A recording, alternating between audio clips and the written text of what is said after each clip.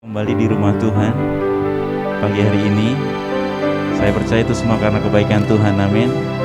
Saya percaya itu semua karena anugerah Tuhan. Mari saya mengajak Bapak Ibu Saudara sekalian untuk masuk hadirat Tuhan lebih lagi.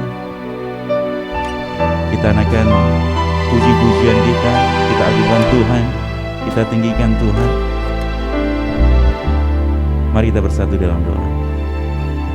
Kami sungguh mengucap syukur Tuhan buat kasih setiap Tuhan. Kalau hari ini Tuhan, pagi hari ini Tuhan, kami masih boleh datang ke rumah Tuhan dengan kondisi yang sehat, kuat. Kami percaya itu semua karena kebaikan Tuhan. Kami percaya semua itu karena anugerah Tuhan atas setiap kami anak-anak-Mu. Terima kasih Bapa. Pagi hari ini Tuhan, kami datang kepadamu Tuhan. Kami bawa hati kami, kami bawa segenap hidup kami. Kami mau memuji Engkau Tuhan. Kami mau tinggikan Engkau, Raja di atas segala raja. Dan kami percaya Tuhan, mulai ibadah pada pagi hari ini Tuhan, kuasa-Mu dinyatakan Tuhan. Mujizat-Mu dinyatakan lebih lagi Tuhan. Dan kami dapat merasakan lawatan Tuhan terjadi di tempat ini Tuhan. Setiap kami yang sungguh-sungguh datang kepada Tuhan. Terima kasih Tuhan.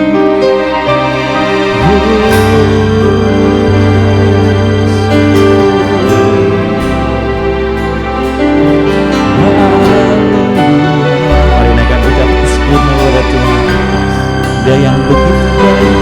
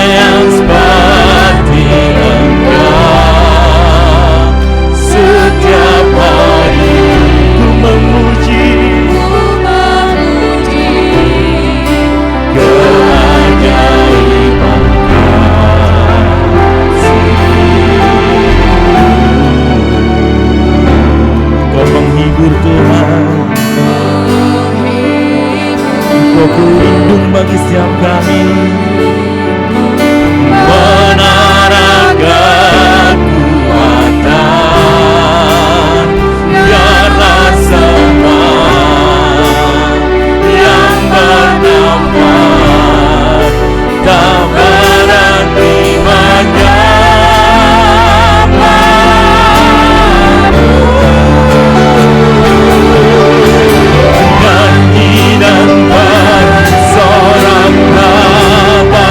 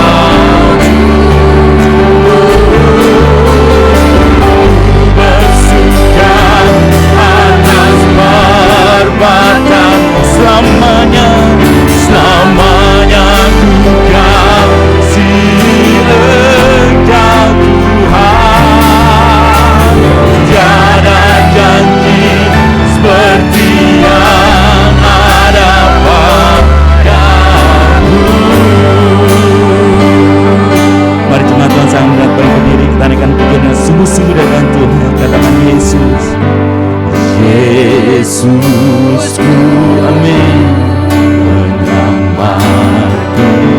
Tiada yang seperti Engkau. Setiap hari ku memuji keajaiban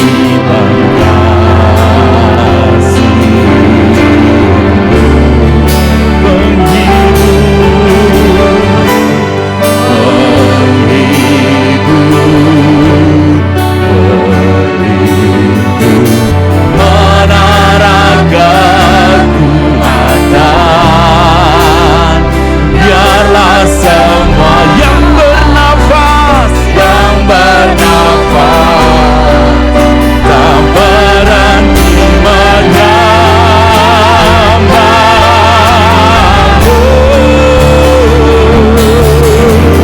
Nyanyi dan bersorak-sorak bagi Dia, pujian, hormat, kuasa bagi Raja. Gunung-gunung, laut bergam, mendengar namamu, mendengar namamu. Ku bersujud atas perbuatan selamanya, selamanya ku kasih Engkau Tuhan. Tiada janji seperti yang ada padamu. Mari coba Tuhan katakan, nyanyi dan bersorak-sorak.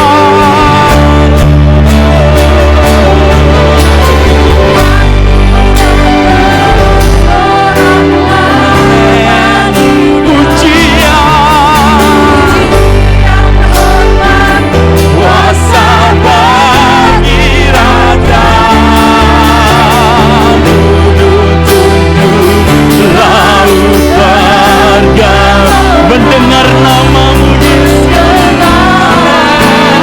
namamu ku bersujud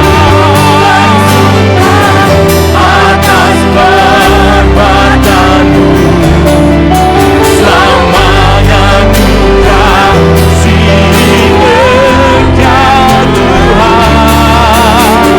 Tiada janji seperti yang ada padamu, tiada janji seperti yang ada padamu, tiada janji seperti yang ada padamu.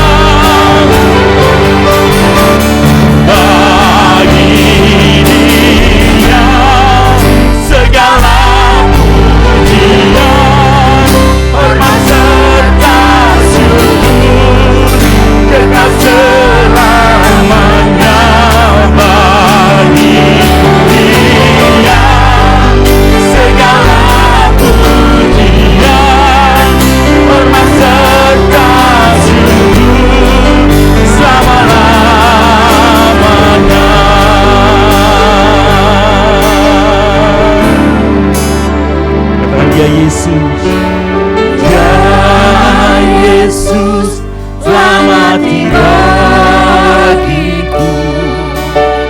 Ya Tuhan, selamatkan jiwa bagi Dia, bagi Dia.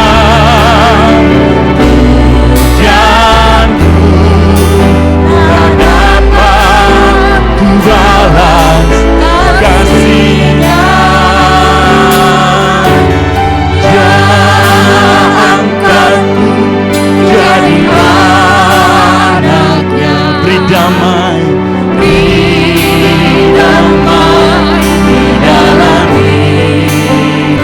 Bagi Dia, bagi Dia sebabku hanya sialanya. Mari sama-sama katakan, bagi Dia segala pujian, bagi Dia segala pujian, hormat serta syukur kekal selamanya. Bagi Dia segala pujian, hormat serta syukur selama-lamanya. Sekali lagi katakan, bagi Dia, bagi Dia segala pujian, hormat serta syukur kekal selamanya. Bagi Dia segala pujian, hormat serta syukur selama-lamanya, selama-lamanya, selama-lamanya, selama-lamanya.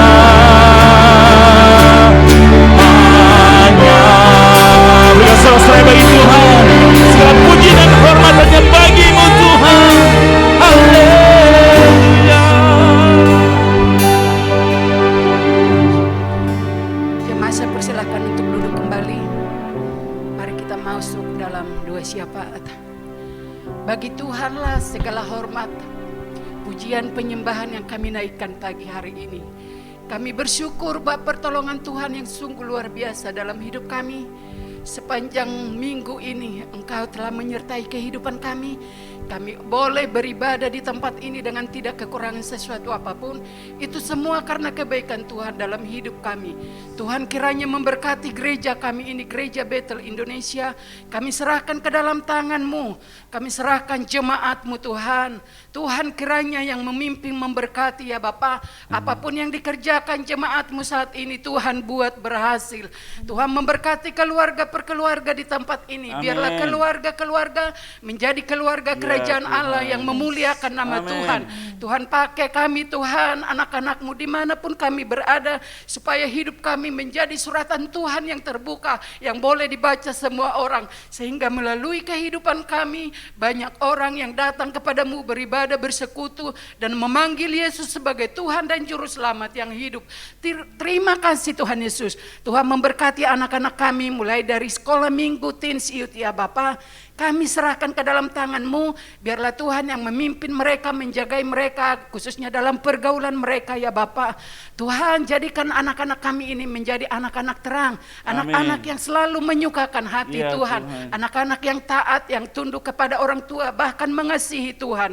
Terima kasih Tuhan Yesus. Tuhan memberkati oma opa juga yang ada di gereja kami ini.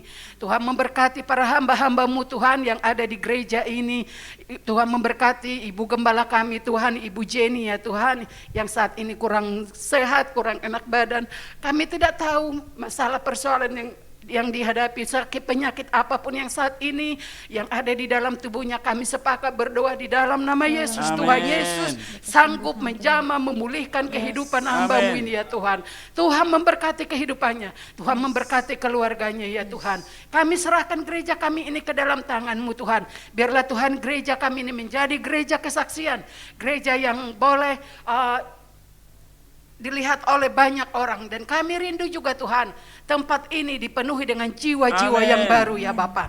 Terima kasih Tuhan Yesus, terima kasih Bapa. Kami juga berdoa untuk bangsa kami, bangsa Indonesia. Kami serahkan bangsa ini ke dalam tangan-Mu Tuhan. Kami bersyukur buat pemimpin kami, Bapak Presiden dan Wakil Presiden beserta jajarannya. Tuhan yang memakai mereka, berikan kepada mereka tanggung jawab ya Tuhan, khususnya di dalam menjalankan tugas pemerintahan yang diberikan kepada mereka, supaya mereka bertanggung jawab dengan tugas mereka masing-masing ya Bapak. Tuhan memberkati juga para aparat keamanan, mulai dari TNI, polisi ya Bapak. Kami serahkan ke dalam tangan-Mu Tuhan. Tuhan memberkati mereka. Tuhan memberkati juga perekonomian bangsa ini. Tuhan memberkati keuangan bangsa ini. Tuhan memberkati perdagangan. Tuhan memberkati pertanian. Semua yang ada di Indonesia ini Tuhan kiranya memberkati. Kami menyerahkan bangsa ini ke dalam tangan-Mu. Tuhan yang memakai anak-anak Tuhan yang ada di pemerintahan, jadikan mereka menjadi saksi, menjadi alat-Mu Tuhan. Terima kasih Tuhan Yesus, terima kasih Bapa. Kami serahkan doa-doa kami ini hanya di dalam nama Tuhan Yesus. Kami berdoa dan mengucap syukur. Haleluya, amin. Mari kita juga mau berdoa buat persembahan. Kami mengucap syukur Tuhan buat berkat-berkat Tuhan juga Tuhan atas setiap kami yang boleh kami rasakan sampai saat hari ini Tuhan. Berkat-Mu sungguh luar biasa atas setiap kami Tuhan. Tiba saatnya Tuhan, kami bawa korban syukur kami di depan Tuhan. Kiranya Tuhan menguduskan, kiranya Tuhan menyucikan korban syukur kami ini Tuhan, sehingga menjadi dupa yang harum di hadapan Tuhan. Terima kasih Tuhan. Di dalam nama-Mu Tuhan Yesus Kristus kami sudah berdoa dan mengucap syukur. Haleluya.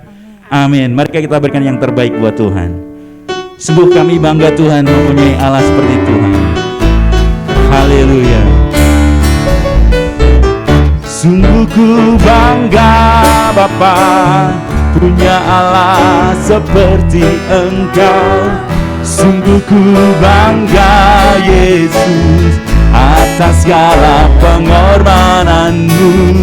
Tak ingin aku hidup lepas dari kasih-Mu. Kasih-Mu menyelamatkan dan beriku pengharapan. Sungguh ku bangga, sungguh ku bangga Bapa punya Allah seperti Engkau. Sungguh ku bangga Yesus atas segala pengorbanan-Mu. Tak ingin aku hidup lepas dari kasih-Mu. Kasih-Mu menyelamatkan dan beriku pengharapan. Amin. Kini ku persembahkan apa yang aku miliki. Memang tiada berarti bila dibanding dengan kasih-Mu. Namun ku ingin memberi dengan sukacita di hati, karena ku tahu ini menyenangkan hati-Mu. Mari dibantu sambil berdiri, katakan sungguh ku bangga Bapa, amin, punya Allah seperti Engkau. Sungguh ku bangga Yesus atas segala pengorbanan-Mu. Tak ingin aku hidup lepas dari kasih-Mu. Kasih-Mu menyelamatkan dan beriku pengharapan. Kini ku persembahkan apa yang aku miliki. Amin. Memang tiada berarti bila dibanding dengan kasih-Mu. Namun ku ingin memberi dengan sukacita di hati, karena ku tahu ini menyenangkan hati. ku persembahkan, kini ku persembahkan apa yang aku miliki. Memang tiada berarti bila dibanding dengan kasih-Mu. Namun ku ingin memberi dengan sukacita di hati, karena ku tahu ini menyenangkan hati-Mu. Karena ku tahu ini menyenangkan. Sekali katakan, karena ku tahu Tuhan, karena ku tahu ini menyenangkan hati-Mu. Amin. Berikan sorak-sorak bagi Tuhan. Haleluya. Siap memuji Tuhan, menari buat Tuhan. Amin. Sekali lagi, siap memuji dan menari buat Tuhan. Amin. Belum, suaranya belum keras ini. Siap memuji Tuhan dan menari buat Tuhan. Amin. Haleluya.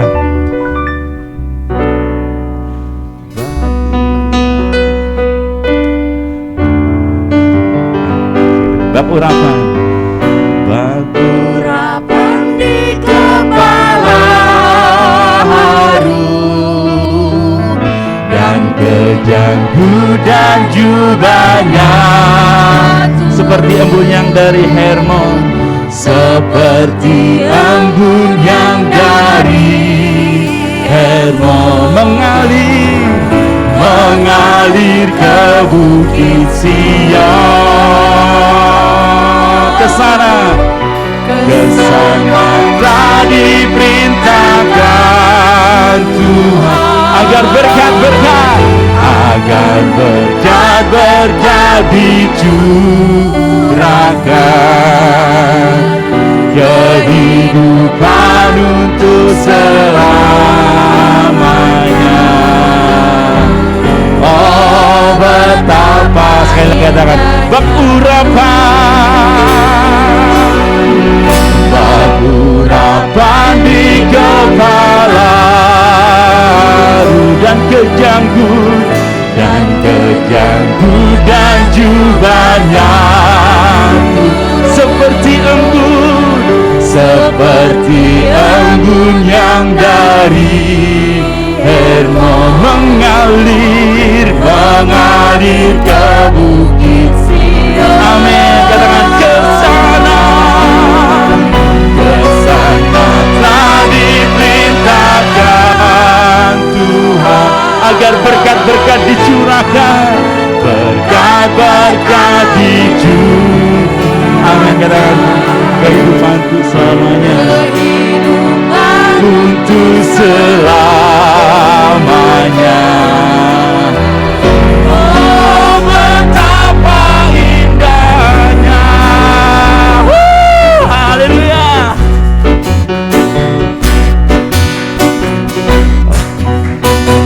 Oh betapa indahnya. Yes. Dan betapa eloknya. Bila saudara seiman hidup dalam persatuan. Oh betapa indahnya. Amin. Dan betapa eloknya. Amin. Bila saudara seiman hidup dalam persatuan.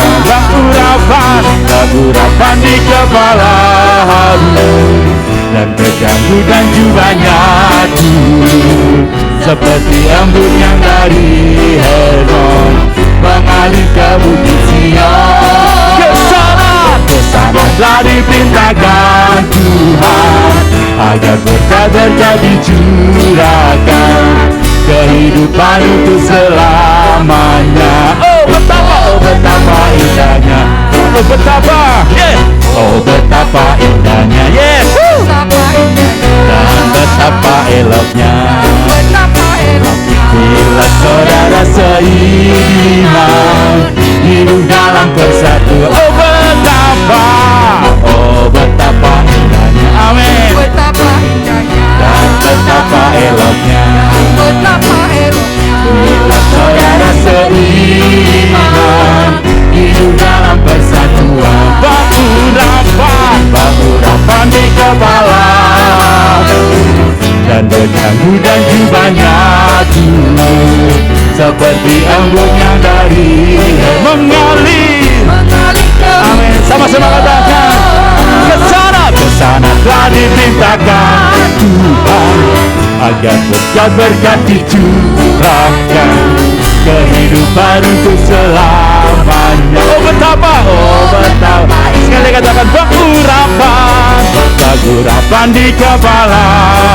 Amin. Dan terjanggu dan jubahnya turun seperti embun yang dari mengalir.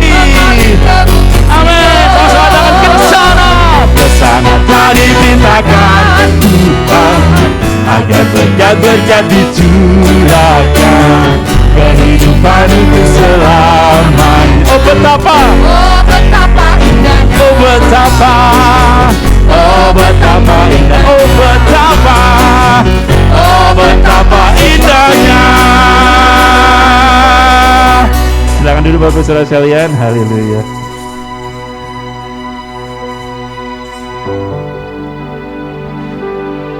Betapa indahnya kita hidup bersama-sama dengan saudara seiman kita ya. Amin ya. Kita bertumbuh bersama dalam Tuhan, dalam melayani Tuhan.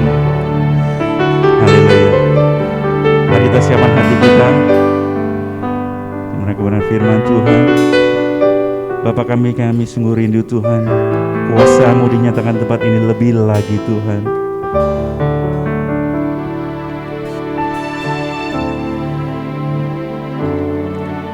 Ya Bapa, ku rindu lihat kuasa-Mu terjadi di tempat ini. Roh Kudus, ku rindu lihat urapan-Mu mengalir ke atas kami. Katakan, ya Bapa, ku rindu Tuhan.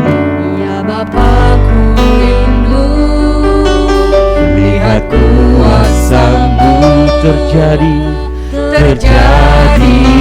di tempat ini. Roh Kudus, ku rindu lihat urapan-Mu mengalir ke atas kami seperti tanah kering,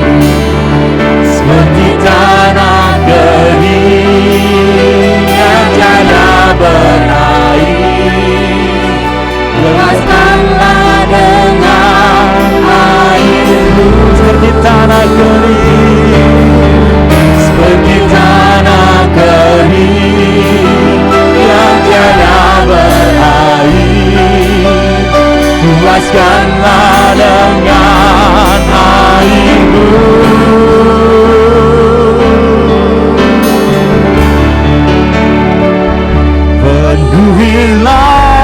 Penuhi dengan air-Mu, jamalah hati yang haus akan Engkau. Urapi dengan Roh Kudus sampai kami dipenuhi kemuliaan. Ya Bapa, kami sungguh rindu akan Engkau Tuhan, kuasa-Mu dinyatakan. Ya Bapa, ku rindu lihat kuasa-Mu terjadi di tempat. Ya Roh Kudus, kami sungguh rindu Tuhan, urapan-Mu mengalir di tempat ini.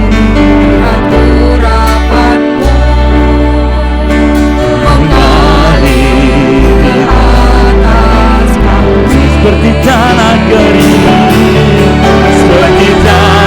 kering yang tiada berair. Puaskanlah dengan air-Mu seperti tanah kering, yang tiada berair.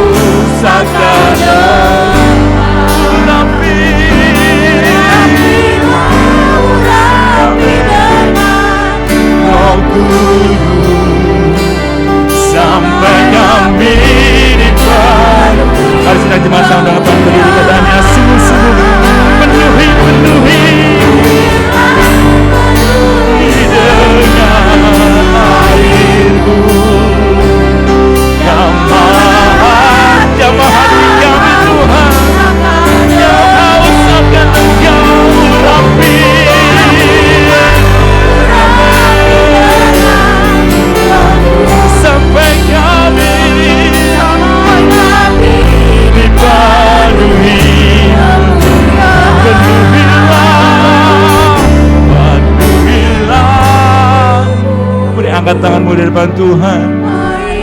Minta kepada Tuhan, penuhi saya Tuhan. Jamah hati saya Tuhan. Amin. Rabbi. Amin. Sampai kami Tuhan. Lebih sungguh lagi katakan penuhi.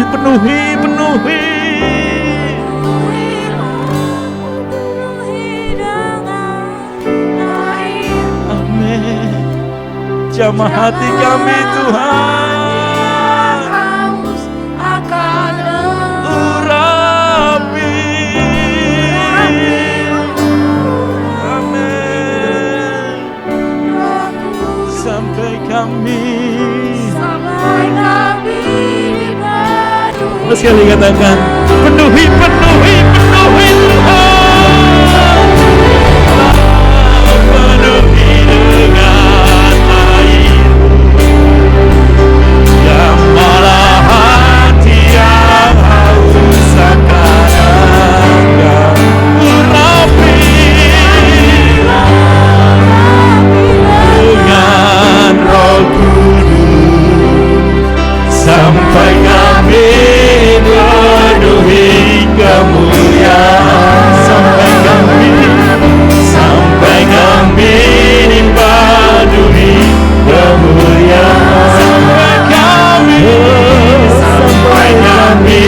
dipenuhi kemuliaan.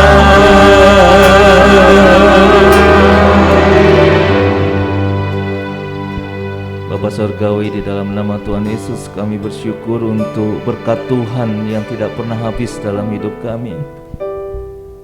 Kami ada saat ini karena anugerah Tuhan. Engkau begitu baik bagi kami. Biarlah segala pujian, hormat, syukur kami hanya bagi-Mu saja Tuhan. Tiba saatnya kami mau mendengar firman-Mu, urapan-Mu atas setiap kami, urapan yang sama juga atas seluruh jemaat Tuhan yang mengikuti ibadah ini. Mari berfirman-Lah Tuhan, sebab bagi kami firman-Mu adalah jawaban permasalahan hidup kami. Kami siap diberkati Tuhan. Di dalam nama Tuhan Yesus kami sudah berdoa dan mengucap syukur. Haleluya. Amin. Silakan duduk Bapak Ibu. Shalom.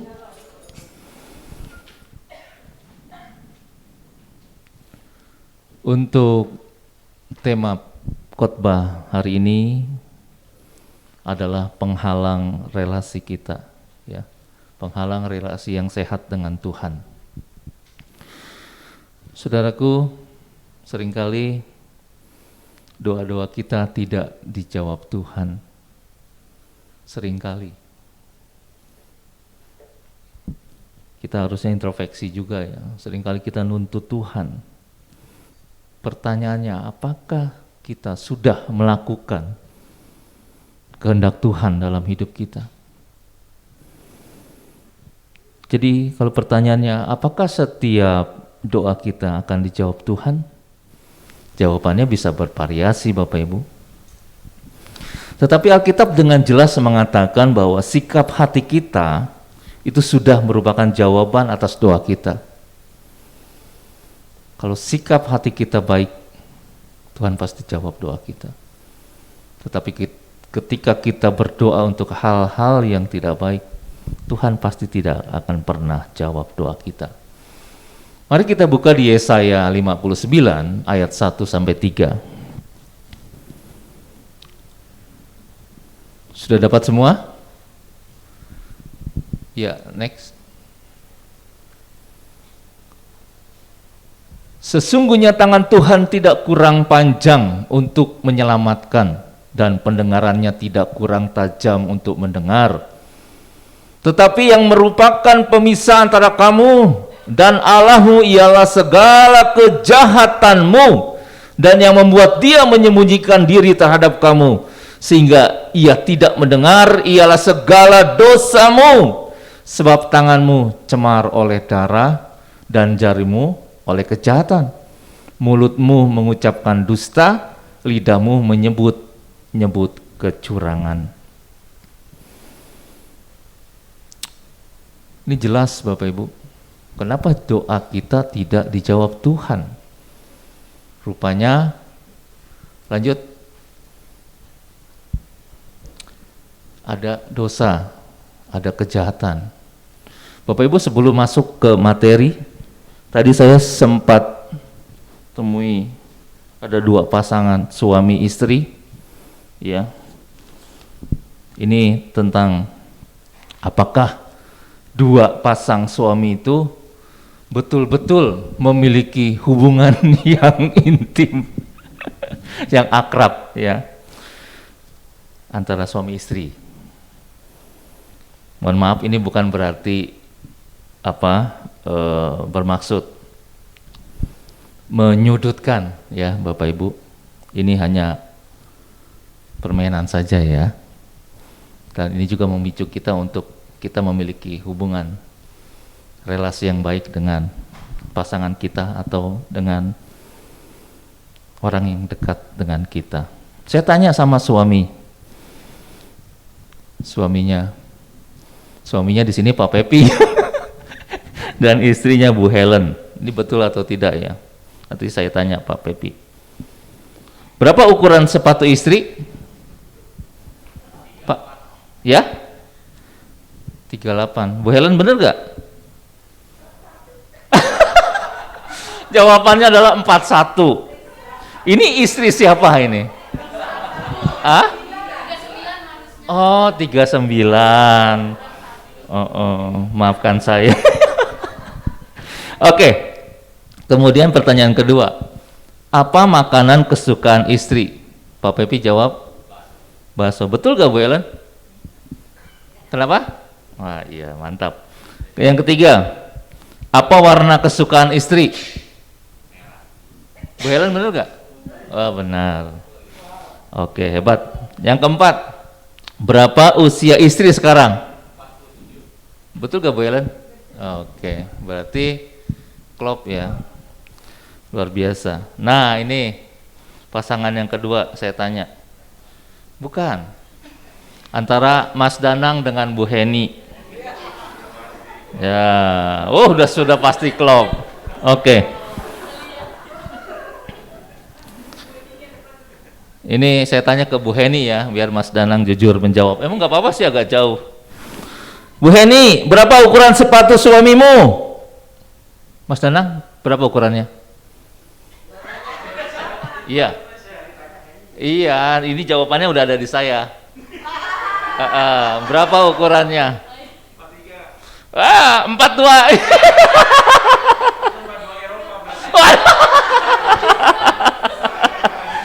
Oke, 43 ya. Di sini 42. Oke. Yang kedua, apa makanan favorit suami? Nah, Mas Danang, apa makanan favoritnya? Bakso. Wah, ini mie ayam. Iya. Dimaafkan. Oke. Yang ketiga, apa warna kesukaan suami? Mas Danang, apa warna kesukaannya? Iya? Apa? Apa, Mas? Hitam. Bu Heni bilang biru. Yang terakhir. Berapa usia suami sekarang? Mas Danang, usianya berapa sekarang?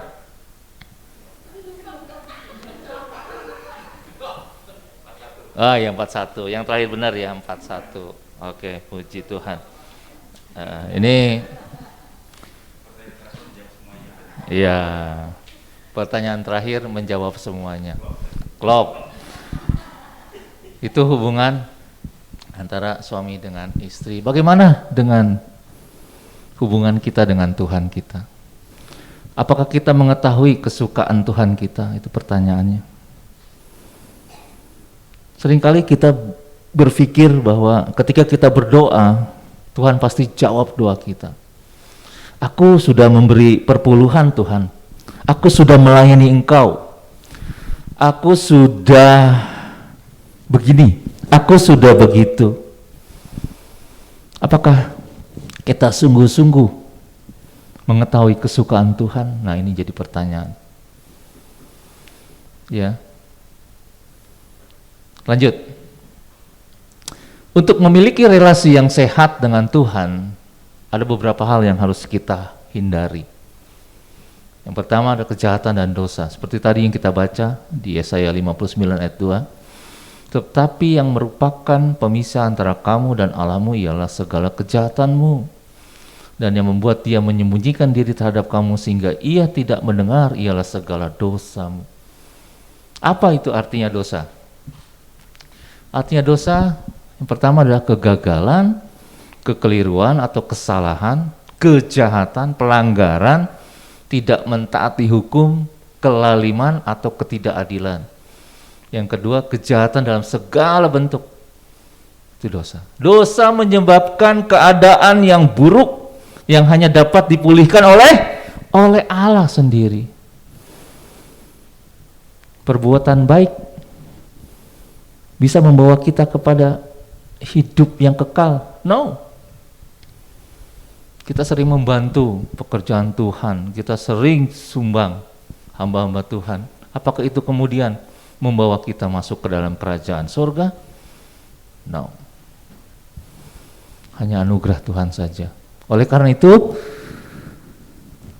Tuhan kita Tuhan yang begitu luar biasa. Dia berinisiatif memberikan anaknya yang tunggal untuk datang ke dalam dunia ini, menjadi manusia sama seperti kita, mengambil rupa seorang hamba. Dia mengosongkan dirinya, dia rela menderita, bahkan dikatakan di sana taat sampai mati di kayu salib. Dosa menyebabkan orang menyimpang dari jalan yang benar dan merusak apa yang diciptakan Tuhan dengan baik. Tanah menjadi terkutuk karena dosa. Ya, bagi pria-pria, kita berlelah-lelah, berkeringat-keringat untuk mencari sesuap nasi dan segenggam berlian, katanya, kata Mas Danang. Kemudian untuk wanita-wanita ada sakit bersalin,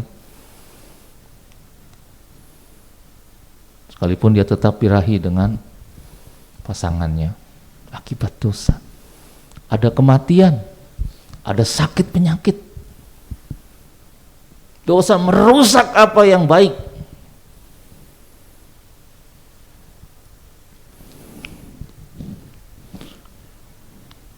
Jadi dosa juga bisa berarti meleset dari sasaran.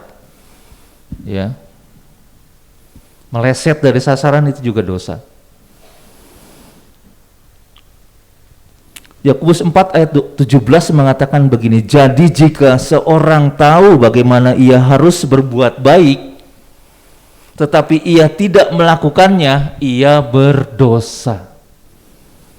Kita tahu nih melakukan berbuat baik, tetapi kita tidak melakukannya, itu saja sudah berdosa. Satu kali saya pernah bekerja di golf ya, saya suka perhatikan orang-orang Jepang, orang-orang Korea itu kalau habis merokok, dia matikan puntung rokoknya itu, kemudian dia kantongin di baju dia. Ini orang Korea, orang Jepang, mereka adalah orang-orang penting di perusahaannya. Tetapi mereka melakukan itu satu teladan yang baik. Beda dengan orang-orang kita habis merokok, buang puntung sembarangan aja gitu. Ya. Kita mau belajar untuk hal-hal yang kecil seperti itu. Itu dosa udah merusak begitu, kebiasaan nih. Hal-hal yang kecil menurut kita itu bisa merusak kehidupan kita. Itu dosa. Kita melakukan itu, tahu bahwa membuang sampah tidak pada tempatnya juga enggak benar kan? Tapi masih kita lakukan. Amin. Firman Tuhan untuk saya dan untuk kebaikan saya. Itu selalu kita bilang dalam kehidupan saya. Firman Tuhan untuk saya dan untuk kebaikan saya. Amin. Jadi setiap kita pun memiliki pemahaman seperti itu. Jadi kita saling koreksi. Lanjut. Kejahatan dan dosa adalah penghalang terbesar hubungan orang percaya dengan Tuhan. Ketika Tuhan menebus segala dosa kita di kayu salib dan kita percaya pada karya anugerah yang dikerjakan oleh Kristus, sebenarnya relasi kita dengan Tuhan itu sudah dimulai. Ada inisiatif Allah dengan anugerah yang besar dalam hidup kita. Ketika kita dengar firman, kita terus dan terus upgrade diri kita untuk apa? Melakukan firman Tuhan. Ada relasi, ada pujian penyembahan, ada doa, kita buka mesbah keluarga kita ikut ibadah, kita belajar melayani Tuhan, itu ada relasi yang baik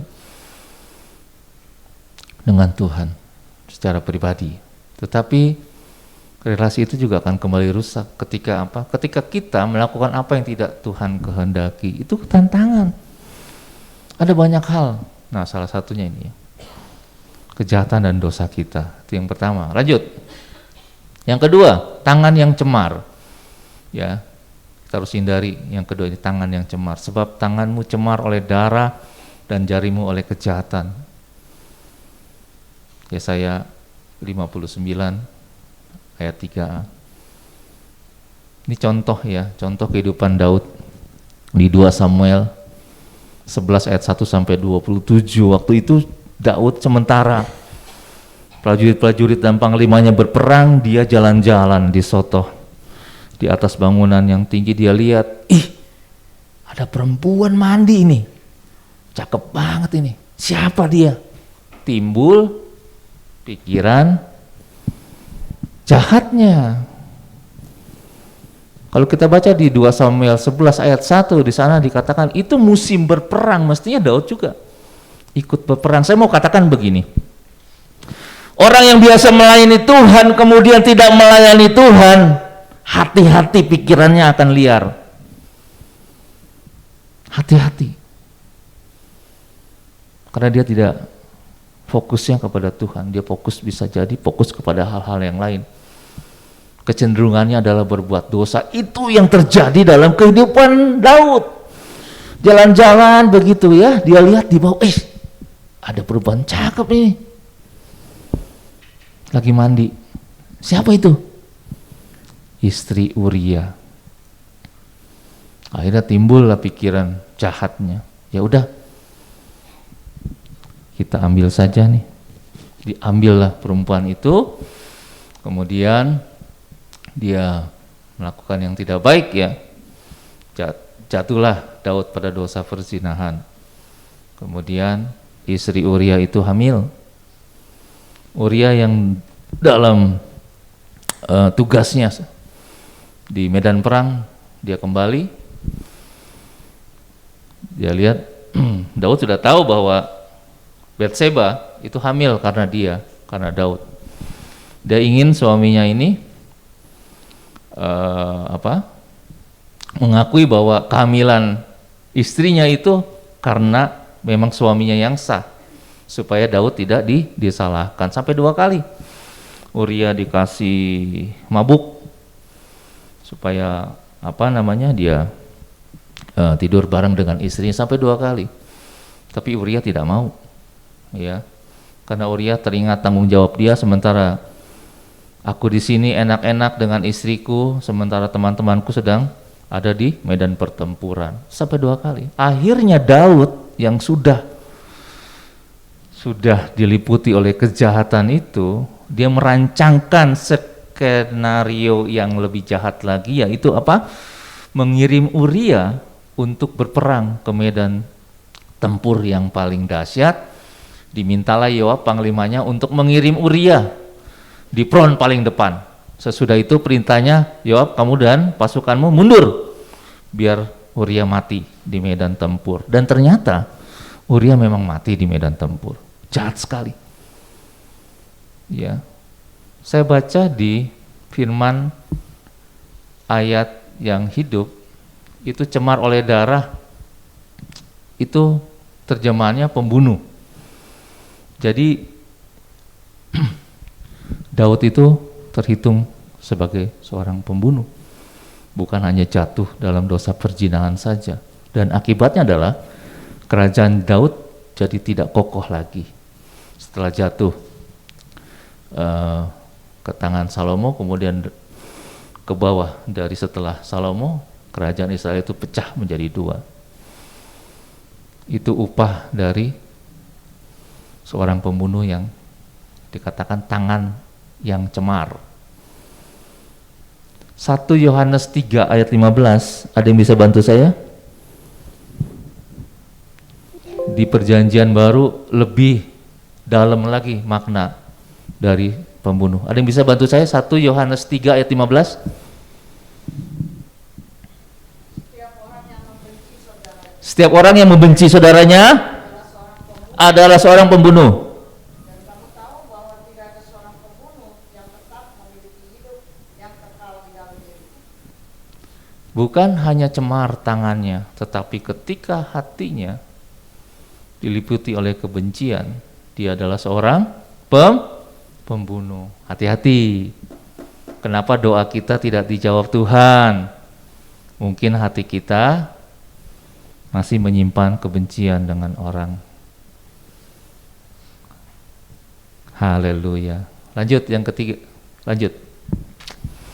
Tuhan Yesus pernah mengatakan begini, dan jika tanganmu menyesatkan engkau, penggallah, karena lebih baik engkau masuk ke dalam hidup dengan tangan kudung, tangan yang buntung ya, daripada dengan utuh kedua tanganmu dibuang ke dalam neraka, ke dalam api yang tak terpadamkan. Itu Markus 9 ayat 43. Artinya apa?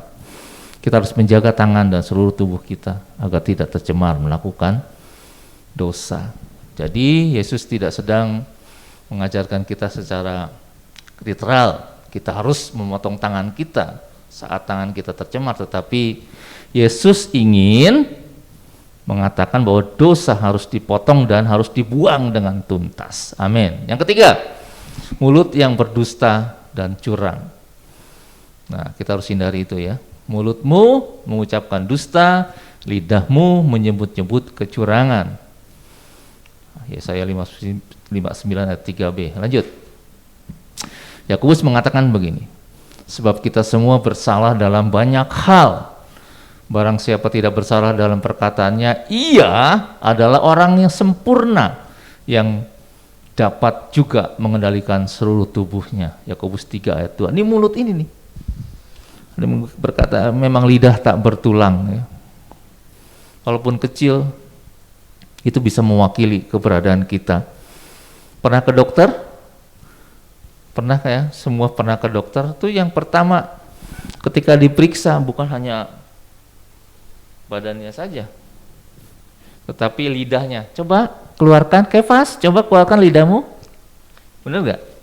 Dari lidah bisa tahu dokter itu kualitas kesehatan Kefas. Jadi lidah itu mewakili kesehatan tubuh seseorang. Demikian juga lidah mewakili kesehatan kerohanian seseorang. Siapa yang mau mencintai hidup dan mau melihat hari-hari baik, ia harus menjaga lidahnya terhadap yang jahat dan bibirnya terhadap ucapan-ucapan yang menipu. Ia harus menjauhi yang jahat dan melakukan yang baik.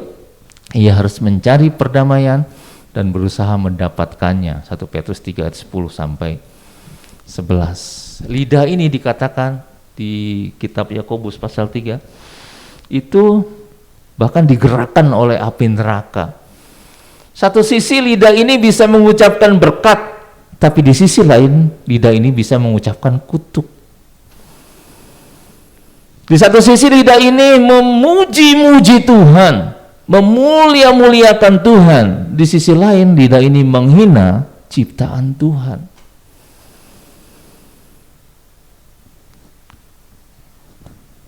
Kita bisa bayangkan ketika seorang yang berkuasa menggunakan kuasa lidahnya ini, mulutnya ini untuk memerintahkan sesuatu yang negatif.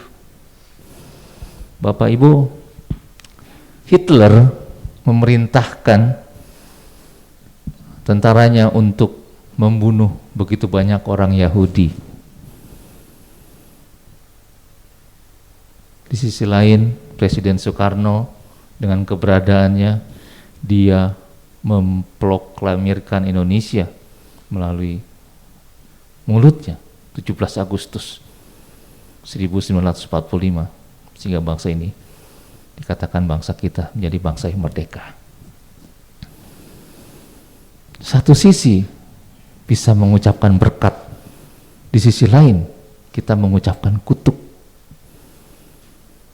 Kalau anak-anak muda ngumpul, sudah gurau-gurau gitu ya, bercanda-bercanda. Anjir lu, katanya. Apa lagi nih anak? Apa maksudnya gitu ya? Enteng banget ngomongnya gitu loh, anak-anak sekarang. Ya, hati-hati ya anak-anak muda ya. Dari mulut ini keluar berkat, di sisi lain keluar kutuk. Begitu juga dengan orang-orang tua. Hati-hati. Ya, ini anak malas banget nih, dasar anak gak tahu diri. Di gereja ini nggak ada. Ini anak siapa sih? Goblok banget. Padahal dia itu anaknya. Goblok banget. Terjadi gak seperti itu? Terjadi. Saya berharap di tempat ini tidak ada ya. Amin. Semua baik-baik. Semua yang keluar adalah kata-kata berkat. Amin. Lanjut. Mulut adalah anggota tubuh yang paling sulit dikendalikan. Itu harus kita akui. Seluruh dusta adalah dosa di mata Tuhan. Begitu juga dengan kecurangan. Kita harus mengendalikan mulut agar setiap perkataan yang keluar darinya dapat menjadi berkat dan memuliakan Tuhan. Oke, yang keempat. Hati yang keras. Nah, ini hati yang keras. Ibrani 3:7-9 mengatakan begini. Sebab itu seperti yang dikatakan Roh Kudus, pada hari ini jika kamu mendengar suaranya, janganlah keraskan hatimu. Seperti dalam kegeraman pada waktu pencobaan di padang gurun, di mana nenek moyangmu mencobai aku dengan jalan menguji aku, sekalipun mereka melihat perbuatan-perbuatanku selama 40 tahun lamanya. Bangsa Israel itu bangsa yang tegar tengkuk ya. Jadi ketika Musa membawa bangsa Israel keluar dari tanah Mesir, mereka mengembara 40 tahun lamanya. Mereka mengalami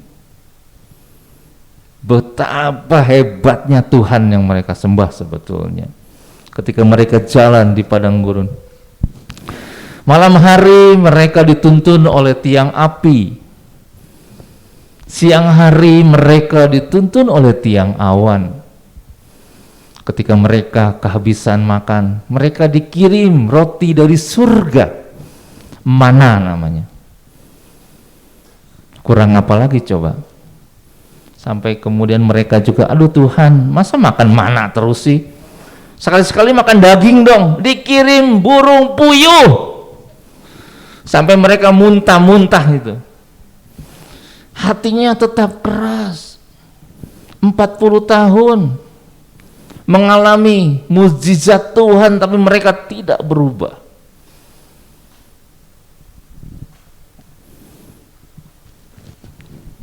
Kita jangan sampai seperti itu. Amin. Lanjut. Nah, ini kita harus diagnosa nih hati kita. Apakah hati kita mulai keras? Kita periksa ya hati kita ya satu-satu ya. Yang pertama, mulai meragukan firman Tuhan. Ketika kita mulai meragukan firman Tuhan, di situ hati kita mulai sedikit demi sedikit mulai keras. Saya kasih ilustrasi gini. Tahu lem kan, lem ya. Lem biasanya ada wadahnya. kita gunakan lem, kita buka tutupnya, kita gunakan lem. Tetapi ketika wadahnya lupa kita tutup, maka lem itu makin lama makin keras. Kita seperti itu tuh. Hati kita seperti itu tuh. Ya, mari kita diagnosa hati kita. Apakah kita mulai meragukan firman Tuhan? Berarti hati kita sudah mulai apa? Mulai keras. Yang kedua, kita tidak mau mendengar nasihat. Kalau kita baca di Keluaran 7 ayat 22, ada yang bisa bantu saya? Kita baca Keluaran 7 ayat 22. Ya, ayo kita diagnosa hati kita. Apakah kita mulai keras? Hati kita mulai keras. Kalau hati kita mulai keras, berarti ini bagian ini nih, tidak mau mendengar nasihat orang. Ada yang bisa bantu saya? Keluaran 7 ayat 22. Keluaran 7 ayat 22. Tetapi para ahli Mesir membuat yang demikian juga dengan ilmu-ilmu mantra mereka, sehingga hati Fir'aun berkeras, dan ia tidak mau mendengarkan mereka keduanya seperti yang telah difirmankan Tuhan. Jadi ketika Musa dan Harun datang ke Fir'aun melakukan mukjizat, ya. Jadi nasihat Musa dan Firaun itu tidak dianggap sama mereka, sama Firaun ya. Nasihat Musa dan Harun, dia tidak mau mendengar nasihat. Nah, hatinya mulai keras. Itu poin yang kedua. Yang ketiga, marah kepada orang yang menasihati. Keluaran lanjut Mas. Keluaran 10 ayat 28. Itu tentang Firaun juga nih. Keluaran 10 ayat 28.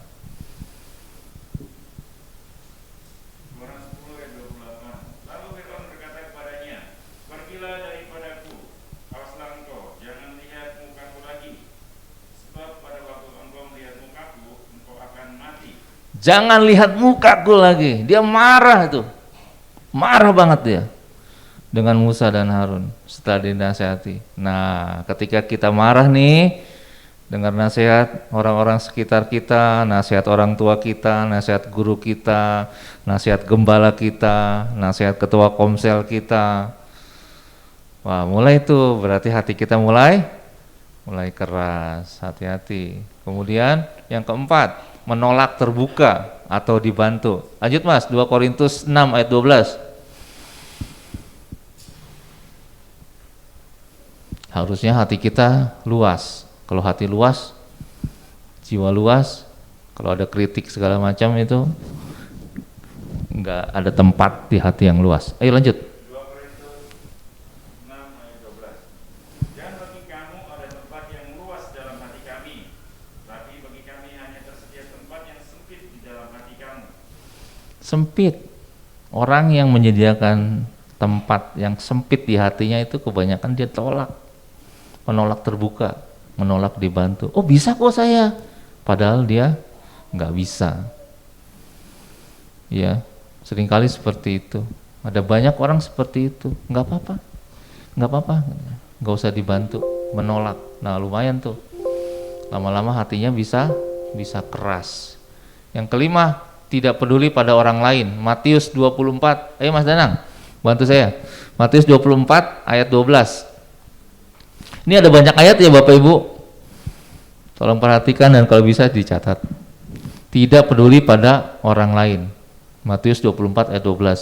Matius 24 ayat 12. Dan karena makin bertambahnya kedurhakaan, maka kasih kebanyakan orang akan menjadi dingin. Nah, zaman sekarang kasih kebanyakan orang itu sudah dingin, tidak peduli pada orang lain. Terserah, itu menderita lu katanya. Kita cerita nih, dengar orang menderita, ya, itu menderita lu sih nggak benar. Kadang-kadang begitu. Nah berarti hati kita mulai keras. Yang keenam, menolak untuk mengampuni. Matius 6 ayat 14 sampai 15. Silakan Mas. Matius 6 ayat 14 sampai 15.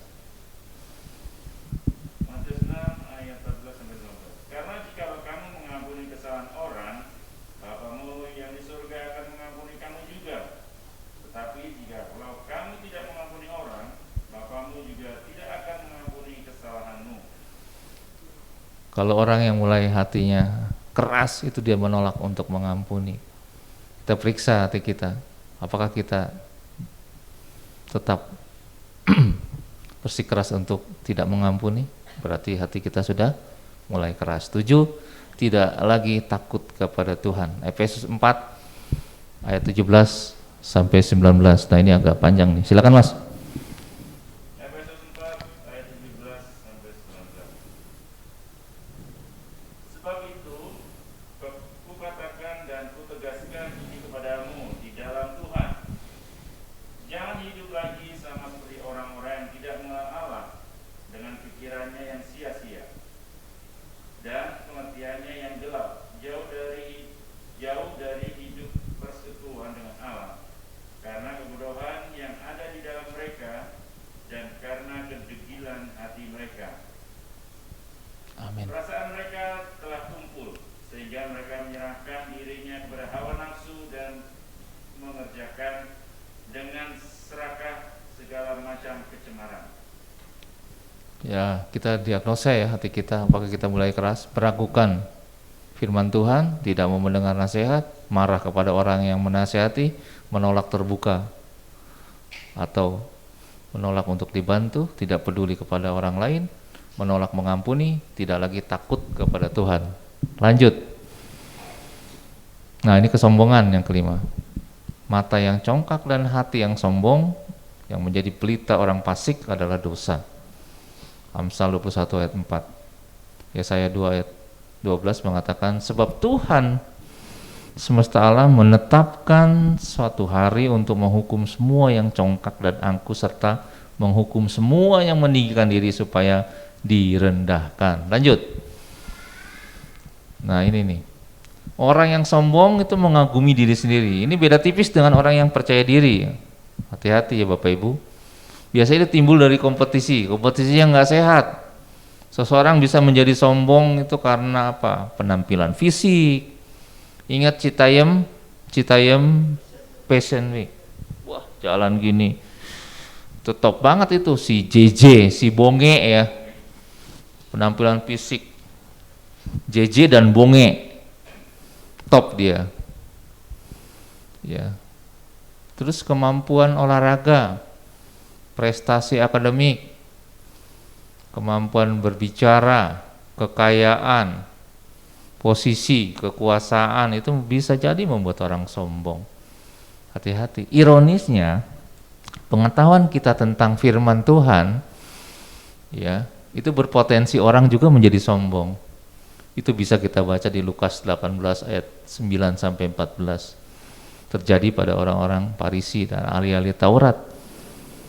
Aku berpuasa, kata orang-orang Farisi dan ahli-ahli Taurat. Aku memberi perpuluhan. Aku begini. Sombong rohani. Terjadi hari-hari ini juga seperti itu. Hati-hati. Kita sering sulit mengenali apakah kita percaya diri atau sudah pada tingkat sombong. Yang harus kita lakukan, satu, kita perlu menyadari akan kesombongan dalam diri kita. Oleh karena itu kita perlu apa? Merendahkan diri senantiasa. Ya. Yang kedua, terus memerangi sikap sombong yang timbul dengan memandang kebenaran Allah, kasih Allah kepada manusia, dan meneladani Yesus. Filipi 2 ayat 7 sampai 8. Bagaimana Tuhan itu rela mengambil rupa seorang hamba, bahkan taat sampai mati di kayu salib. Lanjut. Nah, yang terakhir ini, berhala dan ilah zaman ini yang harus kita hindari. Keluaran 20 ayat 5. Jangan sujud menyembah kepadanya atau beribadah kepadanya, sebab aku Tuhan Allahmu adalah Allah yang cemburu, yang membalas kesalahan bapa kepada anak-anaknya, kepada keturunan yang ketiga dan keempat dari orang-orang yang membenci aku. Hati-hati ya, ketika kita menyembah berhala itu kutuknya sampai dikatakan sampai keturunan ketiga dan keturunan keempat. Mengerikan ini. Lanjut. Apa saja sih yang jadi berhala pada masa sekarang? Nah, kita bahas tentang Allah yang cemburu. Salah satu sifat Allah adalah cemburu. Mengapa Allah cemburu? Alasannya adalah karena kita adalah ciptaannya dan kesayangannya. Dia tidak ingin kita jatuh dalam api dan dikuasai oleh iblis. Makanya Allah begitu cemburu ketika kita beribadah kepada Allah lain. Nah, berhala modern zaman sekarang ini yang pertama berhala hawa nafsu. Kita bisa baca di Efesus 5 ayat 18, nanti bisa baca di rumah. Keinginan yang harus dipenuhi. Ada orang yang keinginannya terus menerus, aduh, sampai dia nggak ibadah. Ya, hobi juga, hati-hati itu ya. Janji sama temen jam 10, aduh saya ada janji nih main golf. Padahal itu adalah jam ibadah. Jadi keinginannya itu harus dipenuhi. Itu berhala hawa nafsu. Kemudian yang kedua, berhala cinta manusia, Yohanes 4 ayat 18. Jadi rasa cintanya melebihi rasa cintanya kepada Tuhan. Ini terjadi ketika perempuan Samaria itu memiliki suami lebih dari 5 ya. Jadi suami yang sekarang itu adalah suami yang keberapa tuh? Kalau kita baca di Yohanes 4 ayat 18. Itu cinta kepada manusia. Itu berhala itu. Mengabaikan cintanya kepada Tuhan. Kemudian berhala penerimaan. Coba Mas Danang baca dong Matius 10 ayat 37. Takut kehilangan orang tua atau anak atau orang yang dikasihinya. Matius 10 ayat 37. Biar keras Mas. Barang siapa mengasihi bapa atau ibunya lebih daripadaku, ia tidak layak bagiku.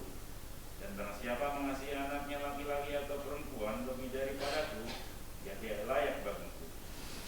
Ada banyak alasan orang tidak ke gereja karena apa? Kadang karena anaknya. Waktu belum punya anak dia berdoa, Tuhan aku pengen anak. Setelah punya anak malah dia tidak ke gereja. Anak saya nggak bisa ke gereja om. Sebab kalau di gereja itu nakal, bisa lari-lari. Ya padahal anak-anak itu harusnya ya harus dibina di gereja. Amin. Bisa gak begitu? Bisa. Terus orang tua juga ya membuat kita bisa tidak datang ke gereja. Aduh maaf om, aku tidak bisa ke gereja. Padahal orang tuanya harus dibawa ke gereja mestinya. Itu terjadi, iya itu terjadi. Itu berhala juga ya, berhala penerimaan. Oke, yang keempat berhala prestasi. 1 Korintus 8 ayat 1 sampai 2. Kadang kemampuan atau talenta yang diberikan Tuhan itu membuat kita jadi sombong. Ya. Dan itu juga berhala. Hati-hati. Kemudian yang kelima berhala harta. Matius 6 ayat 24. Yang bisa disejajarkan oleh penulis Alkitab dengan Allah itu cuma mamon, ya. Jadi uang materi melebihi kecintaan pada Allah. Hati-hati. Orang bisa tidak datang ke gereja hanya semata-mata karena uang, karena kangtau, karena orderannya tuh, ya. Di jam 10 nih, aduh saya ada janji nih sama dia, sama apa sih namanya, koasu. Namanya koasu. Ada janji sama koasu mau order pasir katanya. Buat proyek tuh di perumahan, bikin klaster. Nggak jadi jam 10. Aduh gimana ya? Nggak jadi ke gereja dah. Bahaya itu. Ya. Nah, turunan dari materi itu HP juga bisa jadi melebihi kecintaan kita pada Tuhan. Ya, begitu pagi-pagi hal pertama yang kita lakukan, kita ambil HP kita. Ada WA masuk nih. Ya kan? belum cuci muka, belum gosok gigi, lihat HP. Siapa tahu ada Kang Tau di situ ya. Haleluya, itu berhala. Begitu HP-nya, anak-anak nih, anak-anak muda, begitu diambil, si Joy misalnya ya, HP-nya kita ambil, Joy bisa marah loh. Bener gak Bu Yuli? Hati-hati, itu berhala itu. Itu terjadi gak? Terjadi hari-hari ini. Bahaya sekali. Berhala tradisi. Baca Mas, Markus 7 ayat 9. Tradisi nenek moyang lebih diutamakan. Tradisi-tradisi. Enggak apa-apa, kamu kan udah Kristen. Enggak apa-apa, sembayangin mama. Sembayangin mama dulu kok. Kan mama harus disembayangin katanya. Dulu waktu hidup mamanya disia-sia. Setelah mati dia mau sembayangin mama. Mamanya dibeliin ikan bandeng, kepala babi. Di tempat ini enggak ada ya. Berhala tradisi, coba Markus 7 ayat 9. Markus 7 ayat 9. Yesus berkata pula kepada mereka, sungguh pandai kamu mengesampingkan perintah Allah, supaya kamu dapat memelihara adat istiadatmu sendiri. Tradisi nenek moyang lebih utama. Hati-hati Bapak Ibu ya. Selama tradisi itu tidak bertentangan dengan kebenaran firman, is okay. Tetapi ketika sudah lebih dari tradisi nenek moyang itu lebih diutamakan, hati-hati, itu bisa jadi berhala bagi kita. Yang terakhir adalah berhala cinta diri sendiri. 1 Timotius 3 ayat 1 sampai 2. Silakan Mas. 1 Timotius 3 ayat 1 sampai 2. Ini narsis ya. Ini narsis ya. Orang-orang narsis. 1 Timotius 3 ayat 1 sampai 2. 1 Timotius 3 ayat 1 sampai 2. Syarat-syarat bagi penilik jemaat. Benarlah perkataan ini, orang yang mengundangi jabatan penilik jemaat menginginkan pekerjaan yang indah. Karena itu penilik jemaat haruslah seorang yang tak bercacat, suami dari satu istri, dapat menahan diri, bijaksana, sopan, suka memberi tumpangan, cakap mengajar orang. Nah, narsis ini kebalikan dari itu. Kalau orang narsis itu berpikir sangat tinggi terhadap diri sendiri, memerlukan kekaguman, sulit percaya orang lain, dan kurang empati terhadap orang lain. Nah, itu bahaya. Ya. Oke, jadi ketika kita memiliki penghalang-penghalang relasi yang sehat dengan Tuhan, dosa, kejahatan, kemudian tadi apa? Tangan yang cemar, kemudian dosa dari lidah, kemudian hati yang keras, kemudian kesombongan, yang terakhir adalah berhala dan ilah zaman ini, maka perlu bagi kita untuk datang kepada Tuhan, kita minta ampun kepada Tuhan. Amin. Tuhan ada di tengah-tengah kita, Dia ingin kita kembali, Dia ingin hidup kita diperbaharui, sehingga kita menjadi orang-orang yang berkenan di hadapan Tuhan. Seringkali doa-doa kita tidak dijawab Tuhan karena apa? Karena ada penghalang ini. Tuhan ingin kita berproses. Jawaban doa tidak, tunggu, iya. Tidak, karena doa kita adalah doa yang tidak sesuai dengan kehendak Tuhan. Tunggu, karena Tuhan akan memberikan jawaban tepat pada waktunya. Tunggu waktunya Tuhan. Doa yang terakhir dijawab Tuhan adalah iya, karena itu sesuai dengan kebutuhan kita dan itu sesuai dengan kebenaran Tuhan. Amin Bapak Ibu. Jadi hari ini kita diingatkan kembali bahwa ada area-area mana yang harus kita perbaiki, mari kita perbaiki. Sehingga kehidupan kita menjadi kehidupan yang maksimal di hadapan Tuhan. Saya undang jemaat Tuhan untuk menyanyikan lagu yang tadi, penuhi, rapnya saja.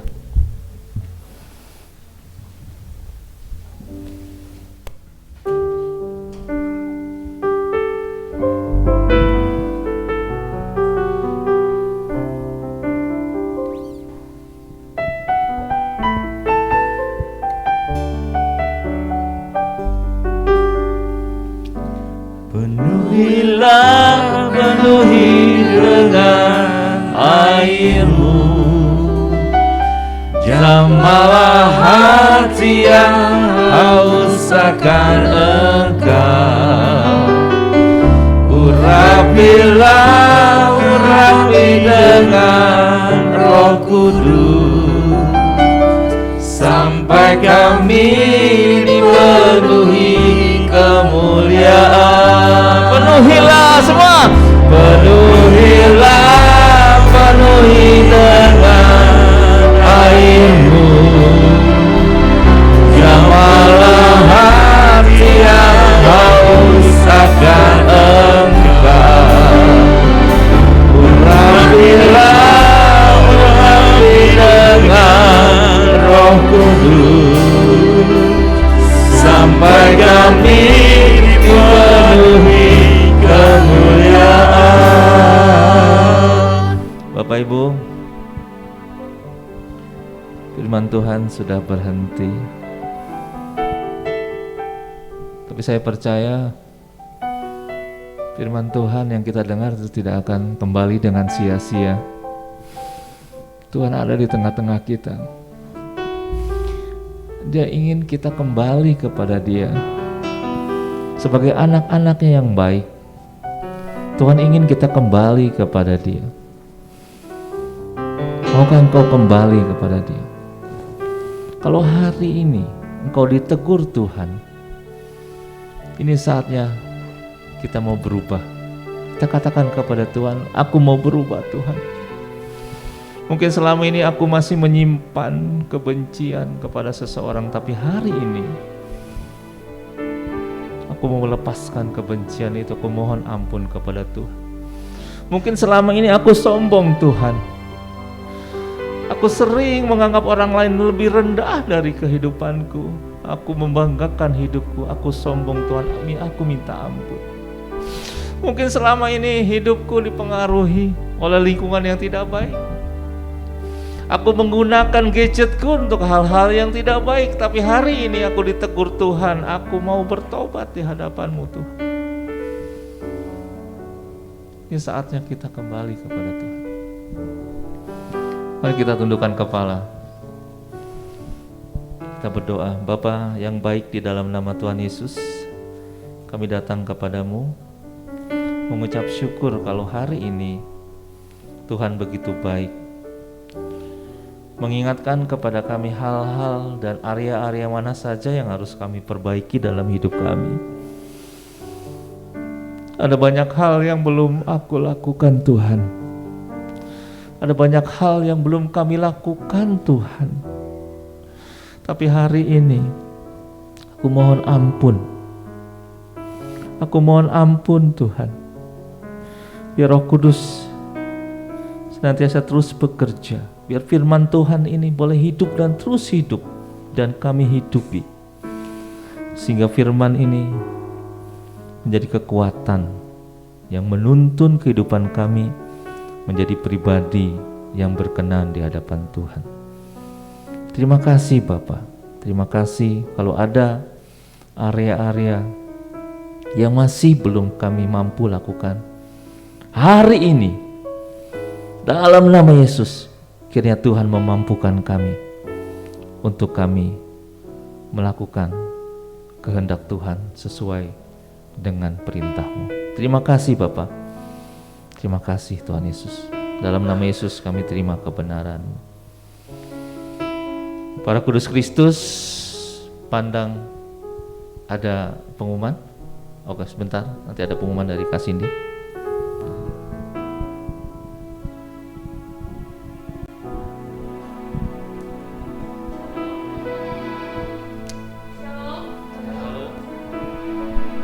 Sukacita, amin. Yang bersukacita boleh lambaikan tangannya. Haleluya. Boleh berikan kemuliaan bagi Tuhan Yesus. Yes. Haleluya. Kita akan melihat video sejenak. Boleh dimatikan lampunya.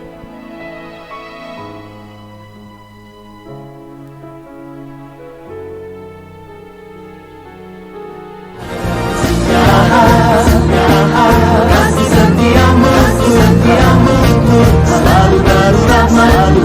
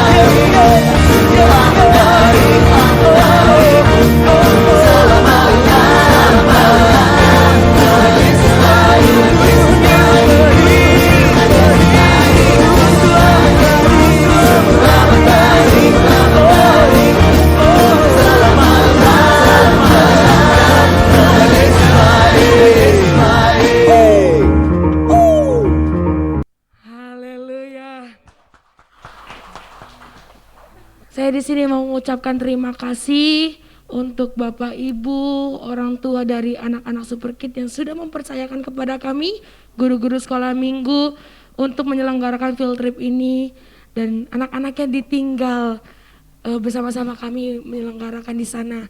Terima kasih untuk kepercayaannya. Saya juga mengucapkan terima kasih mewakili semua guru-guru sekolah minggu, semua panitia, kepada setiap donatur yang sudah membantu jalannya acara ini, baik support, dana maupun tenaga. Terima kasih untuk semuanya. Tuhan Yesus memberkati kita semua.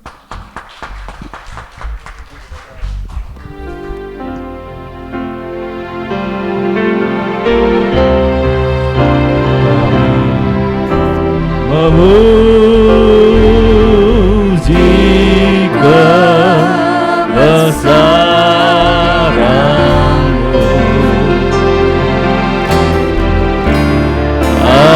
ajaib Tuhan,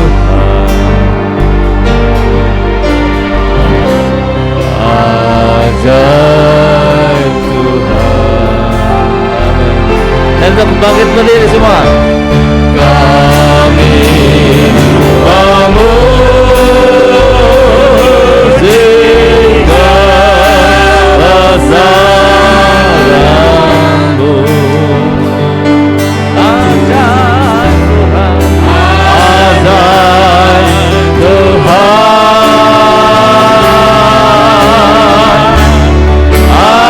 ajaib Tuhan.